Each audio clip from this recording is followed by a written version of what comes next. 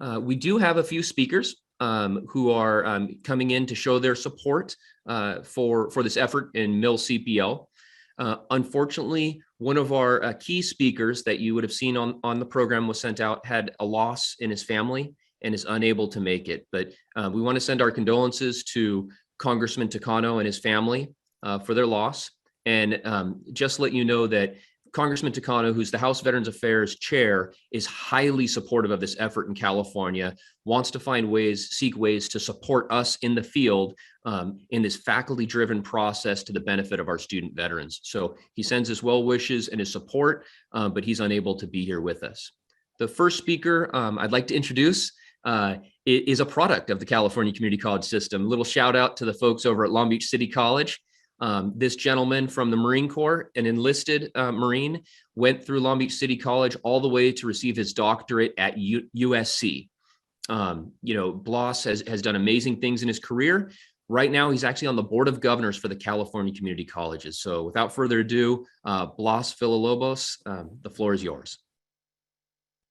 Thank you, Terrence, for that wonderful introduction. And thank you all for being here today. Before I share with you a bit about my past, I want to take this opportunity to wish an early happy 246th birthday to our beloved United States Marine Corps and to all Marines joining us this morning. I also want to honor our veterans for their service, albeit 2 weeks early, but thank you for your service and the sacrifices you and your families made by serving our country. As Terrence mentioned, my name is Dr. Blas Villalobos, and it is an honor to be here today as a veteran, Long Beach City College alumni, and as a member of the California Community Colleges Board of Governors. As a Marine veteran, I know what it means to wear the uniform, and I understand the sacrifice our service members have made to keep this country safe. I also know transitioning can be difficult, and I experienced many difficulties myself as I transitioned out of the military. Thankfully, I came across this amazing community college in Long Beach, LBCC, as you know, and thanks to the support I received from the faculty and staff, I was able to move on to Cal State Long Beach to complete my degree in psychology, and eventually USC, where I completed my master's and doctorate degrees in social work. This has allowed me to dedicate my career to working with veterans and military families. So why am I sharing all this information with you? I share it because I and tens of thousands of other veterans out there returned to school hoping our military experience would translate into credits that would allow us to maximize our GI Bill benefits. Sadly, that was not the case, and many of us only received 3 to 5, 6 credits for all the training we completed in the military. The implementation and advancement of credit for prior learning will benefit our students, it will benefit our student veterans, and it will also assist our community colleges in advancing the goals set forth by the Vision for Success and achieving equitable outcomes for all California students. For our service members and veterans, this means receiving credit for some of or most of the training completed in the military, thus allowing them to maximize their GI Bill benefits, complete their certificates or degrees in a shorter amount of time. This will also help veterans who may otherwise need to rely on student loans to complete their education. Once they use their 36 months worth of GI Bill benefits, they have to rely on student loans and financial aid to finish their degree. For our general student population, this means receiving credit for experience gained through industry training, volunteer and civic activities, internships, or other industry-based experiential training. I can tell you that as a member of the California Community Colleges Board of Governors, as a veteran, and as a product of our community college system, which I'm very proud of, I fully support credit for prior learning, and I want you to know that I'm very grateful for you taking the time to participate in this very important event. Thank you. Thank you, Dr. Villalobos. Inspiring story he brings with him, and it's great to have support from the Chancellor's Office. Our next few speakers we have videos of. I do want to stress, as we go through the process for credit for prior learning, having discipline experts and the faculty at the core is vital. When this effort is not inclusive of faculty, you can really struggle on your campus. We'd like to share with you the support of the Statewide Academic Senate, ASCCC, and their representative, Christopher Howerton. I am honored to be speaking with you today. I only regret that I could not be with you in person. I saw the agenda and I know you have a great program planned for your event. The Academic Senate for California Community Colleges is committed to improving student outcomes and closing achievement gaps. And we see the implementation and advancement of credit for prior learning as an equity initiative. As you are well aware, being leaders in the state for CPL work, credit for prior learning is an evidence-based strategy that awards college credit for knowledge and skills gained previous to students enrolling in our colleges. Awarding credit for prior learning can help students fast-track their certificates and degrees while enabling them to focus on their chosen career paths. Now, these qualified experiences could include work experience, apprenticeships, internships, employer training programs, military service and training, state and federal government training, volunteer work, independent study, and maybe even civic activities. Some research has shown that students who earn credit for prior learning are roughly twice as likely to complete a degree than those who do not. These students can also accumulate more credits through coursework at institutions than their counterparts and could save an average of 6 to 10 months in time to a degree compared to their non-CPL counterparts. These data points reinforce why this work is so important for our students and within the communities that we serve. Current CPL implementation varies widely across the California Community College system. Prior to these recent formal efforts to increase the application of CPL, we had methods of assessing prior learning, which included credit by exam, review of the joint service transcripts and standardized exams, such as the Advanced Placement Credit Exam. There's also the International Baccalaureate Examination Program. There's the CLEP.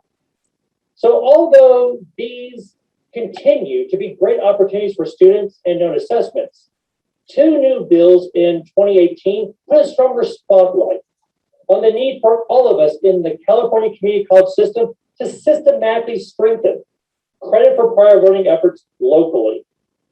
In 2018, 2 bills mandate CPL in California community colleges: Senate Bill 1071 and Assembly Bill 1786.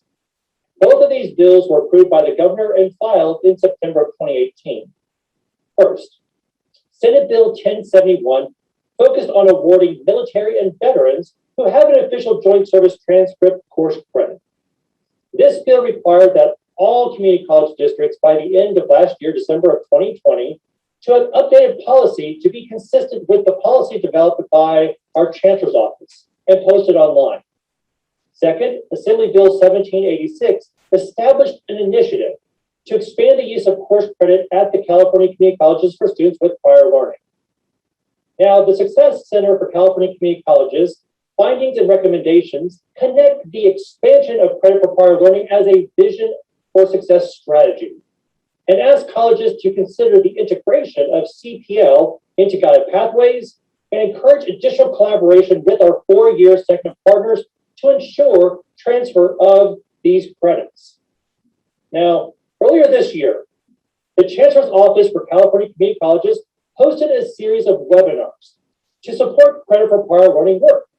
Now, these webinars were focused on basically the nuts and bolts on practices from many of our community college colleagues who are implementing various CPL assessment methods. Individual assessment method topics included the portfolio review, industry certification, and formal military training. And also during our most recent ASCCC Curriculum Institute this past summer, we held a couple of breakout sessions focused on credit for prior learning, sharing some behind-the-scenes institutional CPL efforts, but also some student-facing CPL effective practices. Now, legislation focused on CPL is not focused solely on the California community colleges, but also to other system partners. Now, excuse me. Additionally, you may be aware of the current proposed legislation that has recently passed the State Assembly and Senate as of early September and has been enrolled. Assembly Bill 1002, which is course credit for prior military education, training, and service. Now, if this bill becomes law, This bill will require that the Office of the Chancellor for the CSU system, in collaboration with the Academic Senate of the CSU, and request the University of California to develop by September 1st of 2022 a consistent policy to award military personnel and veterans who have an official joint service transcript course credit in a course taught at the campus where the student matriculates with subject matter similar or equivalent, and of course, subject to academic and faculty review, to that of the student's military education, training, and service. The bill would also require that each campus of the CSU, and of course request the UC, to have an effect by December 31st, 2023, a policy consistent with the respective policies developed by the Office of the Chancellor of the CSU and the UC and posted on its internet website, the most pursuant to the bill. So you can see that the work we've been doing this past couple of years is now moving. We're leaders moving into our system partners. But now back to our system. Because practices vary widely across the California Community College system, it is important that there is transparency and ease for our students to know about our local process of determining an assessment to verify credit for prior learning. So on behalf of the Academic Senate for California Community Colleges, I want to thank you for your work. You are leaders in these efforts, and thank you for hosting events like this so that we as a community can learn from each other to support our system and, most importantly, our students. If you have any additional questions or need support, please reach out to the Academic Senate for California Community Colleges by emailing info@asccc.org. Once again, thank you for your time today, and I hope you have a wonderful event. All right. Hopefully the day won't be all filled with policy and legalese, but I think it's very important to have that threshold understood so that we can move forward with the work and see that there is statewide faculty support. On the other side of the spectrum, it's really the Department of Defense. It's the U.S. military. Our next speaker showing support for these efforts as transitioning his sailors out of the Navy is Captain Bayungan. All right, good morning, and thank you for this opportunity to participate in your second annual Military Credit for Prior Learning Summit. We were excited about being here today virtually. Well, wish we could all be in person. We think that the concept of a military articulation program is a very forward-thinking idea whose time has come. I can tell you personally, I was very impressed with Norco Community College and their program and what they showed it to me a few weeks ago. And when I was given the opportunity to speak here today and to have our teams participate, we leapt at the chance. I've served 29 years of military service, and throughout that time have had thousands of sailors serve within my chain of command, and I've seen the experiences they've gained through both military education as well as that while serving can be applied very well to academic accrediting, and I think the concept of providing academic credit to our military members will provide them benefits not just as they're veterans and transitioning out, but also while they're continuing to serve.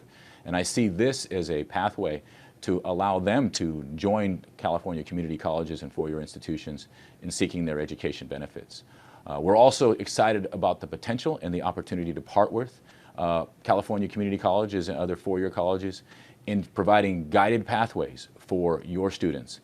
We know that the ultimate benefit or ultimate desire is that a community college student will progress on to a four-year degree or to a viable career, and we have shown in the past and have shown even currently that many of your students will gain benefits by scholarships that amount to in excess of $200,000 to attend four-year colleges, as well as tremendous career opportunities where they can receive advanced training in definite other career fields. So we're looking forward to participating today. Today I will have three senior members of the commands that are currently in in California, representing the cities of San Diego, Los Angeles, and San Francisco. And these commanders will be participating in your working groups to provide just insights and expertise into how you can implement and create this program to better benefit both your institutions and military veterans. And hopefully these partnerships for your students and our sailors can benefit both organizations and in the best possible way. Thank you for your time, and I apologize I could not be in there in person, but we are well represented and are here to help. Thank you. As you've seen, the support from the state chancellor's office, the California Community Colleges, to the faculty of the state and on to the Department of Defense. What's vital is funding. We have the will, but getting faculty release time, getting your counselors, your evaluators able to put their time and attention and their expertise into this is just vital. Next speaker is someone who loosened up some of those funds and opened up some support for us to move this needle for military credit for prior learning. Assembly member Cervantes has been a champion for our veterans for years, and she's here to show support.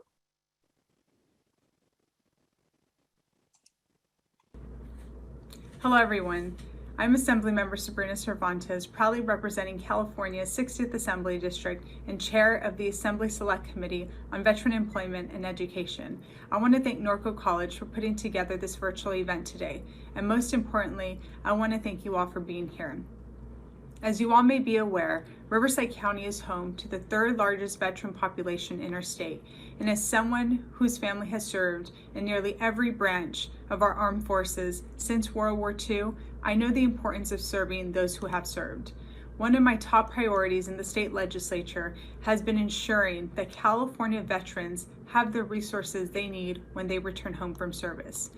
For too many veterans, their military experience has not been accepted as relevant course credit in college. We owe it to our veterans who have fought for and served our country at every level to recognize their service, not just through words, but through actions. Which is why I am so proud to have secured $2 million to continue the development and expansion of Riverside Community College District's Military Articulation Platform. This platform will help our student veterans receive community college credit for their military training and experience. It will help ensure that our veterans are able to turn their years of knowledge and expertise into a college degree. It will also provide them with the tools they need to succeed. Along with the grand opening of Norco College Veterans Resource Center, which I am also honored to have advocated for $3 million in state funding for.